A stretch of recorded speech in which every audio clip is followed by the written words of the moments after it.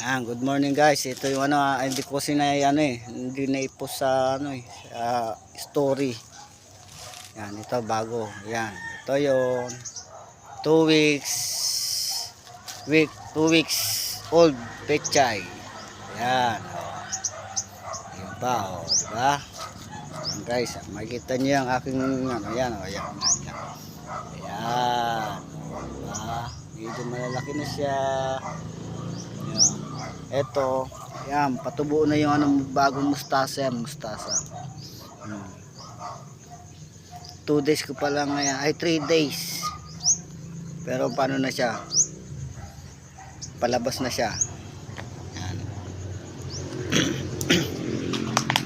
Ito pa, yung sa kabila, ito pa. Ito pa guys, yan.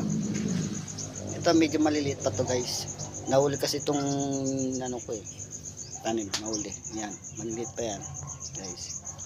Tapos ito, mustasa rin. Ito mustasa, bagong tanim ko to. Ngayon ko lang itong pinunla. Lang to, saboy ko lang, sinaboy. Yan, mustasa. Tapos sili, may sili ako doon sa likod, isa.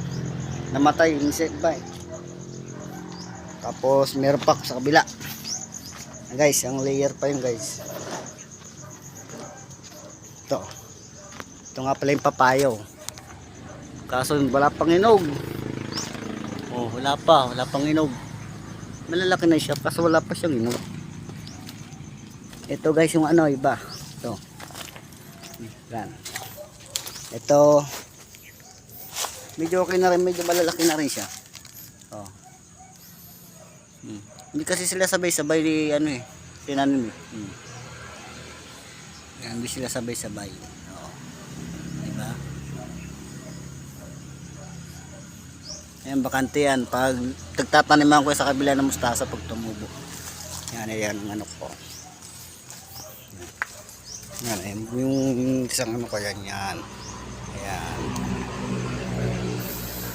Tapos yan yung mga mangga. Yan. Mangga. Yan yung tanim ko nandun. May nakabakod yan. Para di papasukin ng manok.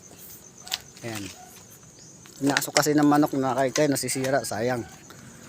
Yan guys. Oh. Yan. Tiyaga-tiyaga lang sa pagtatanim. Pag may tiyaga, may aanihin. May ulamin. Yan o. Diba?